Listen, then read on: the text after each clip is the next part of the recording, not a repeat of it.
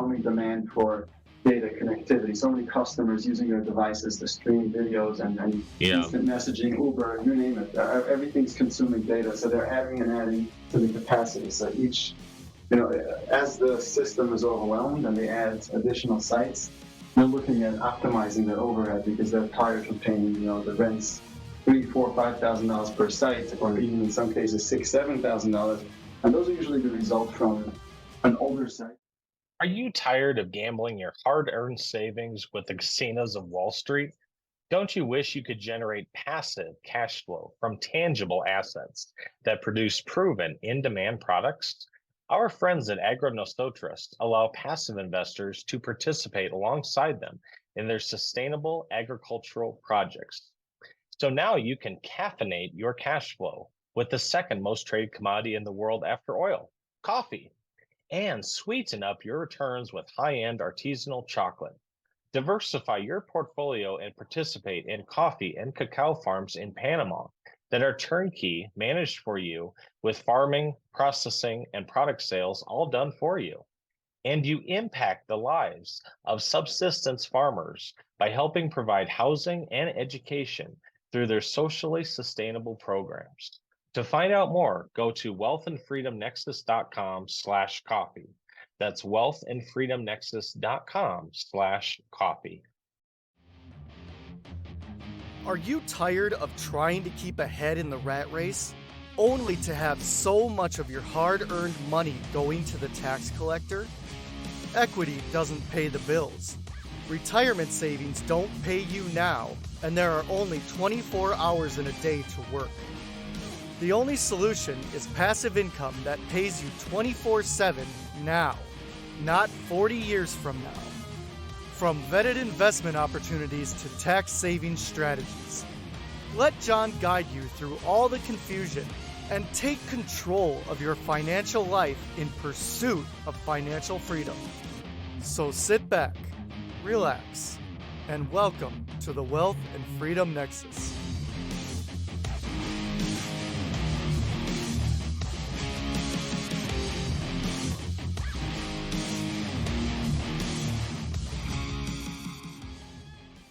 Taxes are your biggest expense. The best way to reduce your burden is real estate. Increase your income with amazing returns and reduce your taxable income with real estate write-offs.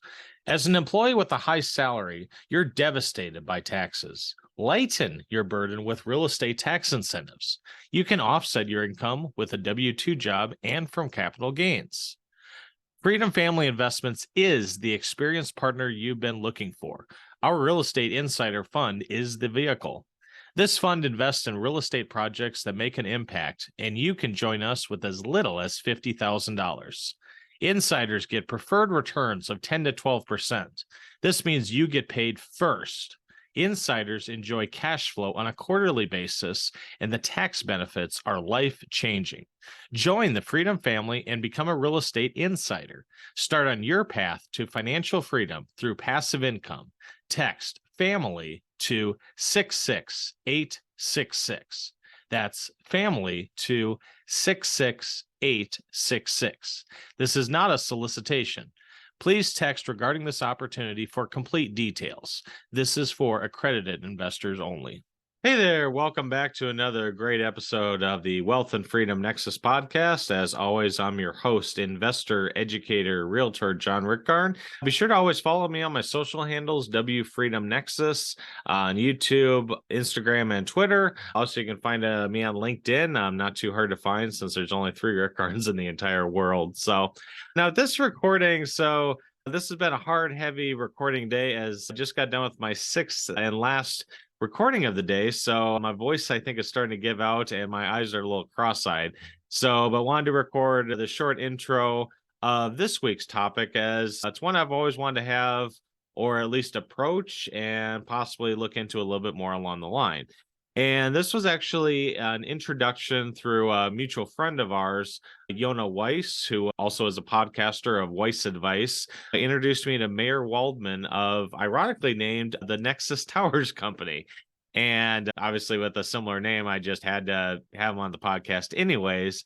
But as I started to interact with Nexus Towers and learn more about the company, what they do, you might have, well, taking a step back, if you're driving around and maybe see, those funky little projections on buildings, or maybe just the old cell phone towers, countryside, or in a, plot of land or piece of farmland or wherever the case may be, you probably know it's like, all right, that's a cell tower that helps me get the, signals to stream video and stream this podcast on my iPhone or Samsung or Apple TV or whatever the case may be. And there is a lot of technology around that. But what a lot of people don't realize is the big carriers, the Verizons, the Sprints, the Dish Network now actually is into the space. They don't own the land that those towers are on. They actually lease the space from individual property owners. So, long story short, their engineers look and say, hey, this town is booming. We need more capacity for the more individuals that are moving in, or we just need more capacity because, hey, people used to download songs off Napster on dial-up, and now they're wanting blazing fast speed for, whatever pixels, ultra high definition music videos, etc. on their phones. And with all that information, there needs to be more capacity built in the network. So in order to meet that demand or meet that capacity, the cell phone companies reach out to individuals, property owners, various sites they see where, hey, putting a tower in this area will help us maybe, take some pressure off the tower over here, or based on the growth and demand of this town, we're going to need to double our capacity in the next 5 years. So this was kind of an intriguing space asset class, if you will, that I myself wanted to learn a little bit more about. Now, in, little spoiler alert, talking to my guest today, I don't think any of my properties, at least at this time, are going to qualify for a cell tower lease. So building an additional stream of passive income, I don't think is going to come to fruition. However, it was kind of interesting to learn about some additional investment opportunities. He even mentioned in the podcast recording here of how various syndications where they're starting to acquire mom and pop shops, maybe an old apartment complex that was owned by the same couple for 60 years or whatever the case may be. And doing their due diligence, they find, hey, there's an old cell tower here.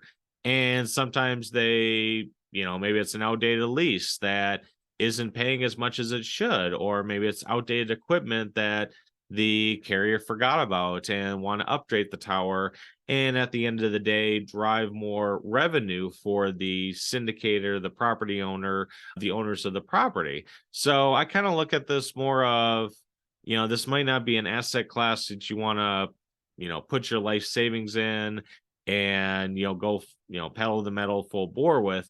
But if you are lucky enough to own a piece of property, own a piece of real estate that is advantageous to a cell phone carrier, having that cell tower lease basically just provides you an additional revenue stream to make a good deal even better in your portfolio. And as you can probably, take from the name of it and how it works, being it's a cell tower lease, there, are tenants to worry about. There isn't termites. You're not going to get a call from the cell tower at 1 a.m. about the toilet being back overflowing or anything like that. So it definitely is an additional stream of passive income, and arguably more passive than the units of the property where you have, tenant issues or turnover, or, God forbid, foreclosures, evictions, lease turnovers, et cetera, et cetera. So with that, like I said, this was a very interesting topic. I hope you find some value in this, at least know what is out there, what is another asset class to invest in, and possibly a supplemental income stream if you do own real estate in a, shall we say, high growth or high demand area that the cell phone carriers, maybe not today, but in the future are going to need to leverage your property to expand their network. And by doing that, you can have an additional income stream as well. So with that, we'll get into today's interview with Meir Waldman of the Nexus Towers after a word from our sponsors. Are you a podcaster who finds yourself drowning in an endless task that goes into producing a show? From editing to creating show notes and audiograms, it can all be overwhelming. But what if we told you that Lightbulb Podcasting has a solution to make your life easier and your content even better? With our exceptional services and top-notch support, we can help you create captivating content that will keep your listeners engaged and coming back for more. So say goodbye to long hours spent editing and creating show notes, and say hello to more time to focus on your creativity. Let us help you bring your show to life in a way you never thought possible. Visit us at www.lightbulbpodcasting.com and discover how we can help take your podcast to the next level.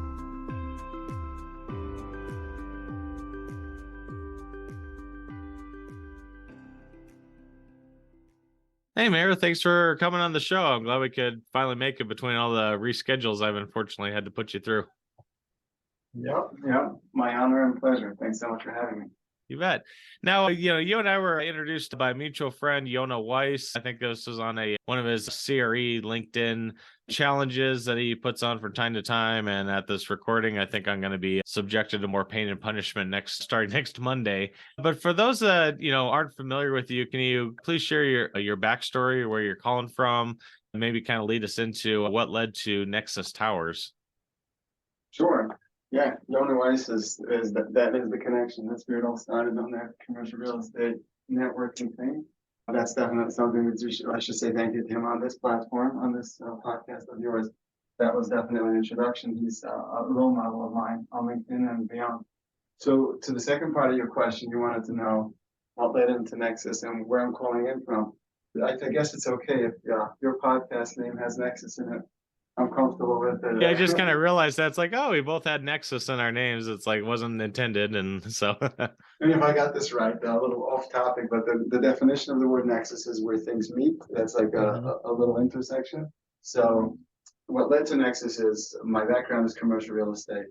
Okay. And I was stumbling upon these unique lease agreements here and there. So industrial real estate, to be specific, and my role was underwriting deals, understanding the tenant leases, and then managing some of the assets that we acquired. So it was a group of investors, and I was touring properties and also underwriting agreements, interviewing tenants, understanding a little bit the nature of the tenancies. When it came to wireless, I always had questions. So I seek professional advice from attorneys, brokers. I was feeling that people were contradicting themselves. They weren't exactly understanding what kind of rights these tenants have, what the unique purpose of these installations are, and what the value is, and if the lenders are going to lend on it or if not, and what happens if they terminate, how do you replace these tenants? So I started zooming in a little bit more, and in conjunction with others, I surrounded myself with others that were they were specialty attorneys or professional consultants in the space. I learned a lot, and that led to make it like a life mission at this point to empower property owners at this special nexus, which is the intersection. It's a juncture where real estate meets technology, and there's these unique relationships formalized by agreements, and empowering property owners, really just giving them the tools, the knowledge, and the leverage to make this a very good relationship, so they're not this senior couple that owns a farm and signed a lease agreement giving away space for free to a tower company to make a fortune on their property. We're not looking to make it into a litigation or a fight, but rather just to add some leverage, make a property owner a little bit more in the know, empower them. So let the deal happen, but don't take advantage from the property owner. All right, sounds good. Yeah, so basically it's a win-win-win across the board versus just, like I said, the energy company makes all the money, or the property owner takes advantage of someone. Yeah. Mm-hmm. So cool. And how long has Nexus Towers been in business, or how long have you been with the company, I should say? It's a 7-year thing in counting. Okay.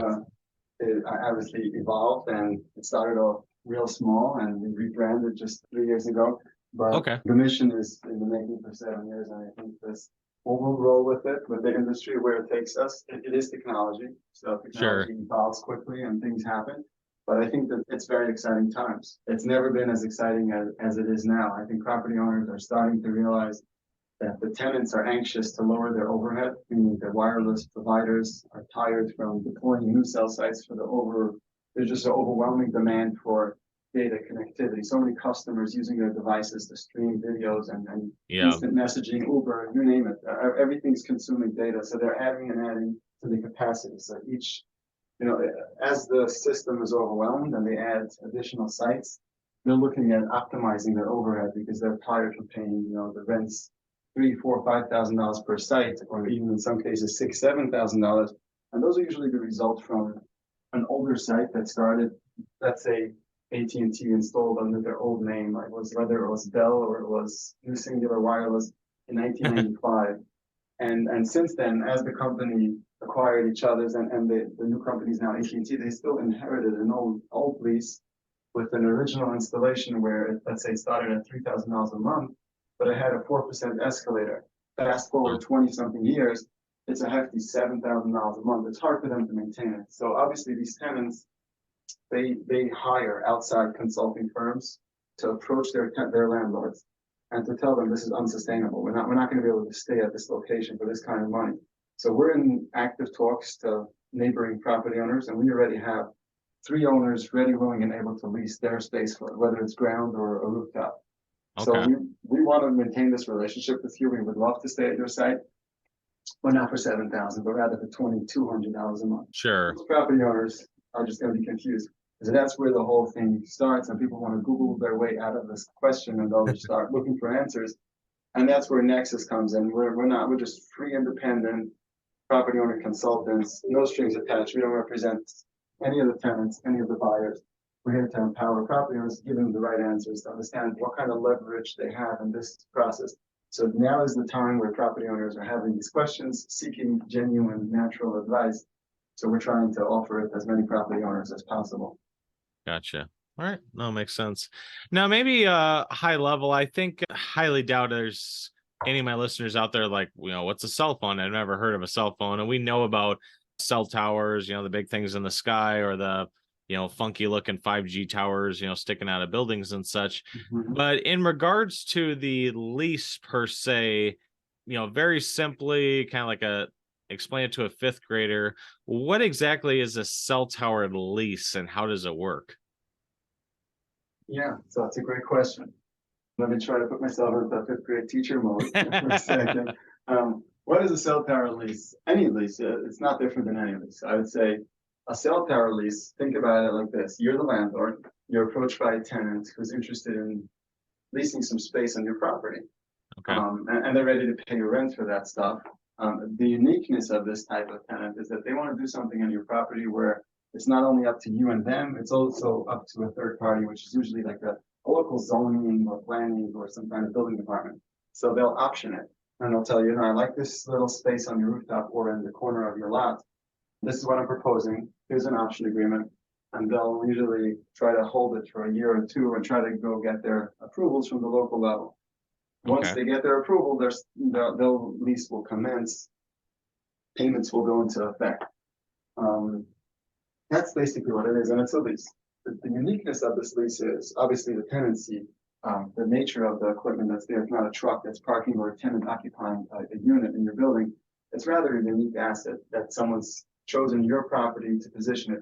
And it usually is the result of engineers determining that they have poor coverage in this specific area, or there's a new development up and coming, a new stadium, a train station, a new shopping mall.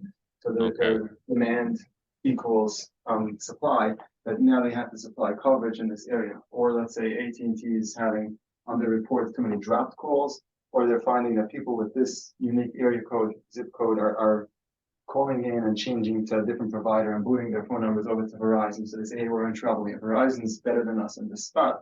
So now we have to go out there and deploy a new tower. So they'll approach the existing towers and see if there's additional weight load capacity that they could add some antennas to those structures. If they're unable to accomplish something like that, they'll look for any other existing towers or water towers, billboards, any structure that's taller than the timber line. It's a potential site for a cell tower installation. Now, if this is the time to tell it to 5th graders, most property owners hear about this stuff and they say, this is great. I have so much property. I have so many properties that I manage and I own. Mm-hmm. Why not put towers on all of my properties? So just to keep the 5th graders calm, really, it's not up to you, property owner, whether your site will be chosen next. It's like I said earlier, it's up to the engineers to determine whether this is a needed site or not. We have on our website, on nexustowers.com, we put up links to register properties directly with the carriers. We believe that if every property owner is interested in having cell sites, go in there, register directly with the carriers. So Verizon, T-Mobile, AT&T, and now the new carrier, Dish, knows about your site. And if they're interested in your site, they'll contact you. Put in your phone number, your email address. No strings attached with Nexus. We don't have any, planted thing in this thing. It's just goodwill. Too many people reaching out to us saying, "Hey, I want a tower." If you want a tower, be in their system, be in their portal, register direct. Other than that, Nexus's services will only come into play once you have an active tenant interested in leasing. Now, an interesting thing to tell property owners is, because the space was vacant or it's an empty rooftop, they don't look at it like it has real value. So anything is better than nothing. So what's the tenant ready to offer? $250 a month for a 100 by 100 square foot compound? Sounds cool. Why not? Just sign it. What was it doing until now? It was just empty grass or empty roof, and now it's going to be $250. Little do they know. Sure. There's more to it. Don't give it away for free. That's the first thing. The other thing is, property owners won't realize that the tenants maintain the rights to terminate the lease at any given time. 30-day notice is industry standard. And so this puts the relationship in this unique nexus, right? In this intersection where real estate met technology, that you could freeze the value of that relationship at any given time. What I'm trying to say is that while you have a lease, this compound has tremendous value. The second the lease is terminated or before the lease was signed, the compound, this property or this rooftop, had no cell tower value. And so what I'm trying to get at is Nexus offers the unique service of taking that lease while it's still in effect, before it's terminated, after it's signed, and introducing it to investors that are interested in giving property owners a lump sum in exchange for that revenue stream. So this is exactly what we do. We review lease agreements for property owners daily. People send us their portfolios and they tell them, what is it worth? We're approached all the time by interested parties knocking on our door saying, I want to make an offer. They would never want to sell an asset direct to a buyer. They'd rather want to have expert advice from a third party, like a broker, just telling them whether they're paying something for under market or over market. We run a fair open bid process where we introduce it to well-vetted, qualified purchasers of these assets. So similar to an insurance agency where you want insurance on a car, you'll run it by an agency who will present you with a few offers from different carriers with different premiums, or for health insurance. So that's the same process that we run for maximizing value for property owners in a position to sell a wireless lease. Did the whole fifth grade class understand? No, I think that does well. And you kind of touched on a few points, and I'm assuming, my ears kind of perked up, the tenant can terminate the lease kind of at any time. So whereas, if you're in a landlord friendly or a tenant friendly state or somewhere in between, leases might be hard to get out of, and there's tenant landlord laws and everything else you have to deal with. I'm guessing a lot of the traditional, termites, toilets, tenants that people complain about with real estate investing, you don't really have that to worry about with a cell tower lease. Huntsville, Alabama, the Rocket City, the Star of Alabama, the most populous city in Alabama, ranked as the best place to live by U.S. News and World Report. It's also a great place to invest in, and best of all, it is the place for this year's Spartan Summit by Spartan Invest. Join me and many other investors as we tour the Huntsville market with the Spartan team.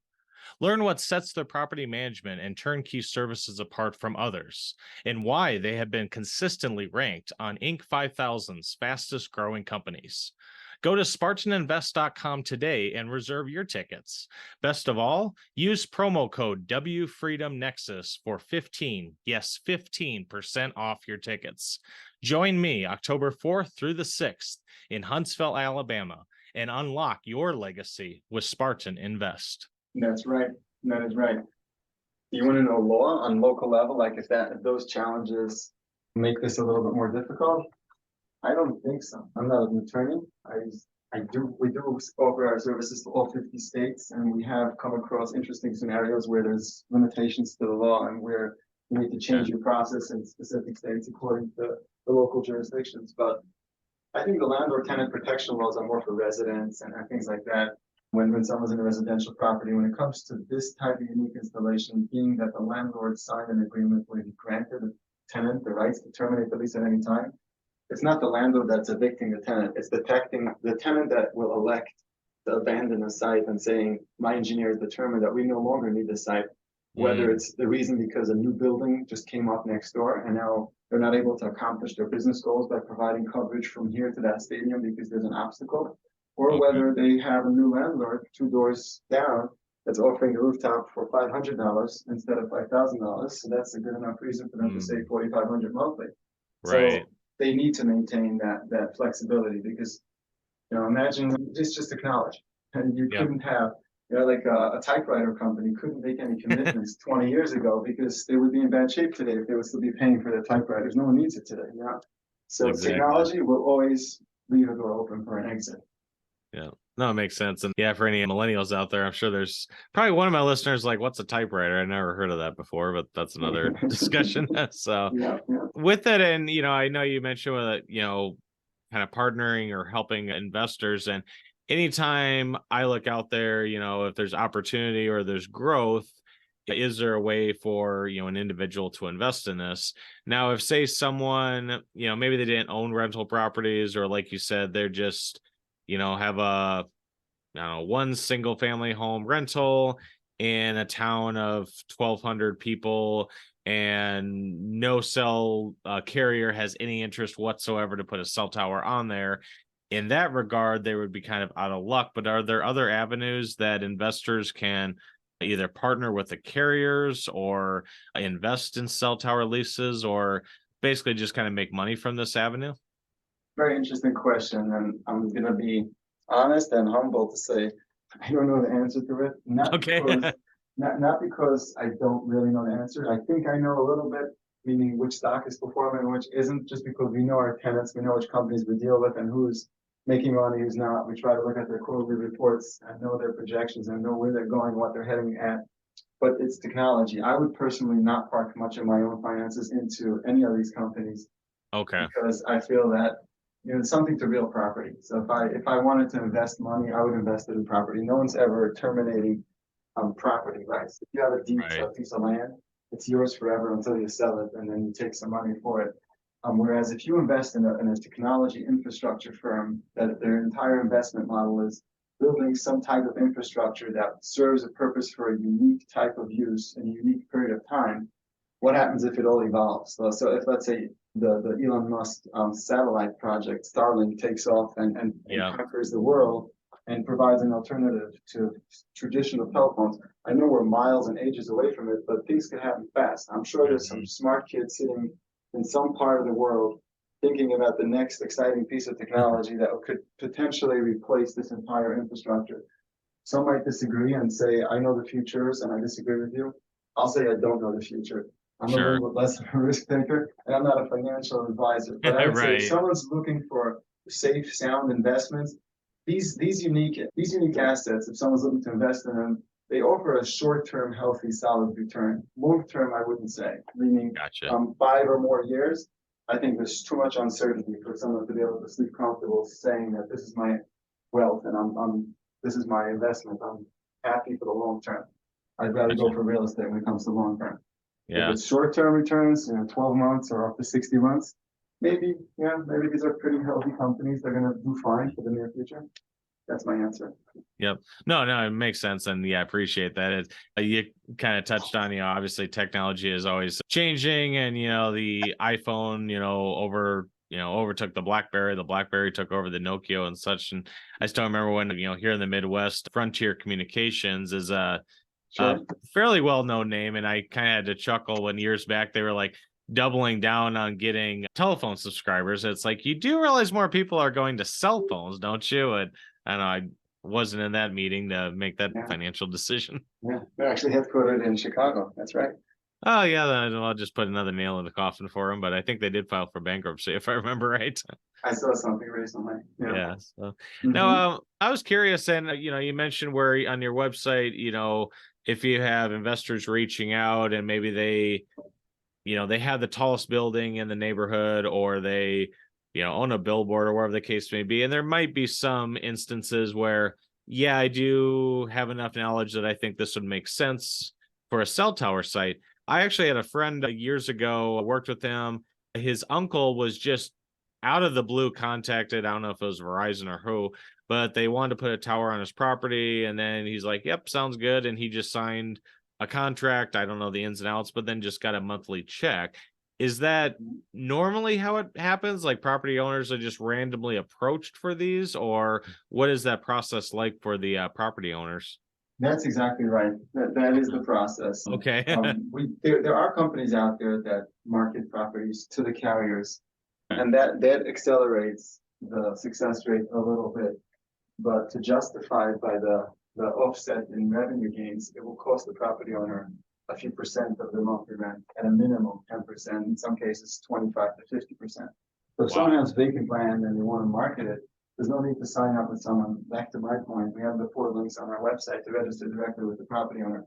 And what we do tell people, if you're successful and you're contacted, someone's proposing a lease agreement, don't sign it blindly, send it over to us. Nexus offers a free lease analysis. It's basically 7 key points that we look out for, and we tell property owners whether this is industry standard, if it's acceptable or unacceptable, and we tell them what to ask for. So this is just high level if they want to do it on their own. If they want an attorney to look at it, we have a Rolodex of attorneys who we could introduce property owners. Those are telecom attorneys, not affiliated with Nexus, just goodwill, making sure property owners don't sign away land for nothing. Once they're in a good position with a tower on their property and fully installed and paying grants, that's where our services of brokering and advising on a potential sale comes to play. But that is exactly the story of the success with cell towers on properties.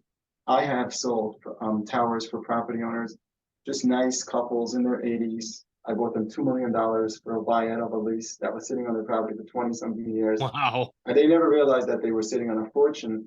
And this was like literally a lottery ticket, right? So it's like a prize. It's like a lottery prize. If you think you're lucky to win the lottery one day, there's another thing that might happen to you. You might be approached for a tower on your property. Mm-hmm. So no, it makes sense. Yeah. And I think for a lot of people, and even myself, it's like I've seen cell towers. I just don't know much about it. And you're kind of in that was it unconsciousness, incompetence? You don't know what you don't know. And if you don't know what questions to ask, you don't know what attorneys to go to or companies like Nexus to go to help, hey, is this a good contract? Is this not? So forth. You're kind of just, I guess, stuck, maybe, for lack of a better term. There's even one more I'll throw in there. Okay. People actively looking at deals, underwriting OMs, looking at memorandums, and understanding the transaction. There might be, like in 1 out of 10 deals, a little wireless component, tenant occupying some space, paying some rents, and that's normal. I'm contacted, LinkedIn messaging. My inbox is constantly inundated with people saying, "Hey, I'm looking at a deal. There's like a $4,000 AT&T lease on the rooftop. What's it worth?" And I'll just do a back of the napkin calculation for them and say, "Hey, just keep in mind it's worth X." So you can factor that into your underwriting. You'll come up with less equity if you want to do a simultaneous close, which is selling the lease in the way into the building. So you come up with less cash, doing a simultaneous closing. So the same title company could hold the money, the proceeds for the tower, and do a settlement same day. That's one way to do it. Mm-hmm. Okay. Oh, very good. Interesting. Yeah, good to know. So I appreciate you taking time out of your schedule to, educate my listeners. And again, I apologize for having to do the multiple reschedules, no need to apologize. But anyone out there, maybe, one of my listeners, they have a building they want to register. They maybe have a cell tower. They have a cell tower lease, or maybe someone's looking at a pro forma, like you mentioned, and there happens to be a cell tower lease in there, but they have absolutely no idea what questions to ask, what to look for. What's the best way to reach out to you and your company and, take those next steps to optimize the lease? NexusTowers.com. That's our website. My email is on the site, and the links to register is on the site. Some additional information. We usually have blogs up there talking about the industry, educating people. And hey, taking a step back to your comment, apologizing about rescheduling, I want to thank you for having me on this show. I think your platform is awesome. Many people benefit from it, and it's my honor and pleasure to be part of it. Oh, thanks. Yeah, thanks. And my pleasure is all mine. Like I said, we connected on LinkedIn through Weiss. Just really was interested with this asset class, like you said. And it's like, well, if I'm interested in learning about it, there's probably at least one or two my listeners out there interested as well. So why not kill 2 birds with 1 stone? Yeah, 100% right. true. I agree. Sounds good. Well, I appreciate your time today, Meir, and hope all's well for you in New Jersey, and look forward to reconnecting on the next LinkedIn challenge that Yona has for us. That is right. And when is that next challenge? Is it next week?